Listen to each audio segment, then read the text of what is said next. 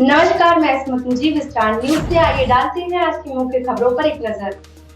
कानपुर के थाना बाबूपुरवा अंतर्गत रहने वाली 12 वर्षीय लड़की की मां सबीना ने बताया कि 4/4/2024 को आईजीआरएस व व्यक्तिगत रूप से थाना बाबूपुरवा में तहरीर दी, लेकिन आईजीआरएस गलत आख्या भेजकर प्रार्थनी की आज तक एफआईआर दर्ज नहीं की गई। प्रार्थनी ने बताया कि उसकी नाबालिग लड़की 12 वर्षीय है, जो कि घर में अकेला पाकर रेहान पुत्र मुन्ना निवासी अजीतगंज थाना बाबूपुरवा कानपुर ने उसके साथ छेड़छाड़ व अश्लील हरकतें करी। उक्त घटना 4 बजे की शाम की है। इस घटना के विरुद्ध कार्रवाई करने पर रेहान की शिकायत की तो साहेब आलम इख्तियार, सिमरन व रुखसार, जो कि प्रार्थनी के घर के ऊपर ही रहते हैं, इन्होंने शाम 8 बजे लगभग प्रार्थनी के घर पर अंदर घुसकर उसकी लड़की के साथ मारपीट कर दी और जान से मारने की धमकी देते हुए कहा कि पुलिस कार्रवाई करोगी तो अंजाम बुरा हो जाए, झूठे मुकदमे में पूरे घर को फंसा दिया जाएगा। उपरोक्त लोगों द्वारा अपना पूर्व निवास छोड़ दिया गया है, लेकिन प्रार्थनी के घर पर आए दिन धमकी दी जाती है।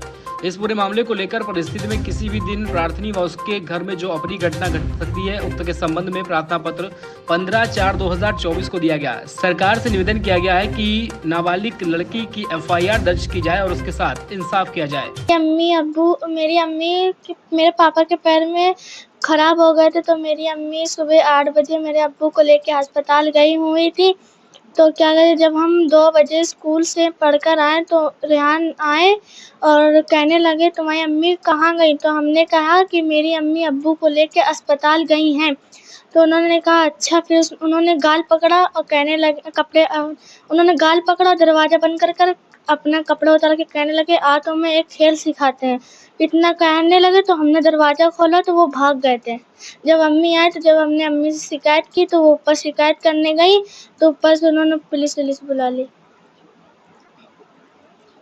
आप रहते कहाँ पे? हम रहते हैं बाबूपुरवा। और रेहान कहाँ रहता है? अजीतगंज में। उनकी बहन ऊपर रहती है, रुखसार। तुम्हारे मकान में? हाँ। उनकी कौन रहती है? उनकी बहन रहती है। क्या उनके यहाँ मिलने आया था? हाँ, अपनी बहन से मिलने आते रहते थे रोज। अक्सर आता रहता है? अक्सर। इसके पहले भी कभी उसने ऐसा किया है? हाँ, एक बार करें, जब हम ऊपर पानी भरने के लिए लबड़ डालने गए थे तो उन्होंने रुबट्टा खींचा था, तो कहने लगा कि गलती से हो गया। तो इन्होंने कुछ नहीं कहा, फिर हम चले आए थे नीचे। पुलिस के पास गए? हाँ, गए थे। क्या हुआ? तो उन्होंने कुछ नहीं कहा, उन्होंने उल्टा हम लोग को भगा दिया था। क्या कहा? उन्होंने कहा कि जब कुछ हो जाएगा, जब कुछ हो जाएगा जब तुम आना। कौन से थाने में गई थी बेटा? बाबूपुरवा।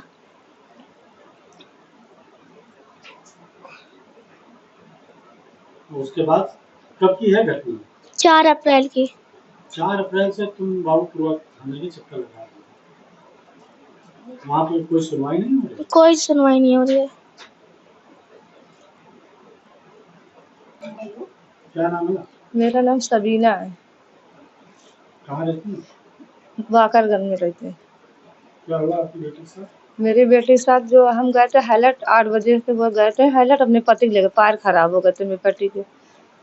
तो वहाँ से जो है मैं शाम के 5:45 बजे या 5:30 बजे तक के घर आई हूँ। उसके बाद जो मेरी बिटिया बताने लगी अम्मी रेहान आए थे ऊपर वाले, और जो घर में घुस के हमारे साथ बदतमीजी करने की कोशिश करी ने। तो इससे बेटी से कह रहे अगर तुमने अम्मी से या पापा किसी से बताया और अच्छी बात नहीं होगी। तो हम उनकी ऊपर गए शिकायत करने के लिए, तो वो लोग मारपीट करने घर में आके सारा सामान तोड़ पाड़ दिन था। बेटी की उम्र क्या है? 12 साल है मेरी बेटी की उम्र। और फिर आप थाने गए? हम थाने भी गए थे और वो किससे मिली थी थाने में? थाने में सिपाही भी थे, चौकी इंचार्ज भी थे, आलोक नाम है उनका। वो भगा दिन था। क्या कहें? कहे तो जब कुछ हो जाएगा जब आइएगा आप। जब से हम दौड़ ही रहे थाने। 4 अप्रैल से अभी तक हम दौड़ ही रहे हैं, कोई सुनवाई नहीं कर रहे। शासन से चाहते हैं हमको न्याय मिले, हमारी रिपोर्ट दर्ज करी जाए।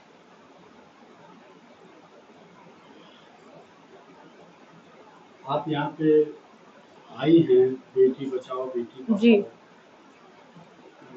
अभिज्ञा सिंह संदेश जिसमें है, जी जो कि पूरा मंडल देख रहे हैं, जी। उससे क्या उम्मीद? उनसे हमको पूरी उम्मीद मिलने की संभावना है। मैडम आपका पूरा परिचय जानना चाहूँगा। मैं अभिज्ञा सिंह चंदेल हूँ, भाजपा की बेटी बचाओ बेटी पढ़ाओ की क्षेत्रीय सह संयोजक। अभी ये बेटी मेरे पास आई है और मुझे बहुत तकलीफ है कि इतनी छोटी लड़कियां आज सुरक्षित नहीं हैं।